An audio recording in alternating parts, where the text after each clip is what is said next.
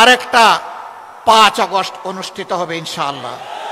এভাবেই হুঁশিয়ারি উচ্চারণ করে জামায়াতে ইসলামীর আমির ডাক্তার শফিকুর রহমান বলেছেন, দিশেহারা হয়ে, হতাশ হয়ে, ক্ষুব্ধ হয়ে চোরাগলিতে কেউ যদি হাঁটার চিন্তা করেন তাহলে প্রয়োজনে আরেকটা 5 আগস্ট অনুষ্ঠিত হবে। যে 5 আগস্ট সন্ত্রাসকে, ফ্যাসিবাদকে তাড়িয়ে দিয়েছিল, সেই 5 আগস্ট প্রয়োজনে আবার রুখে দেবে। সোমবার খুলনা মহানগরীর শিববাড়ি বাবরি চত্বরে জামায়াতে ইসলামী সহ 8 দলের বিভাগীয় সমাবেশে প্রধান অতিথির বক্তব্যে তিনি এসব কথা বলেন।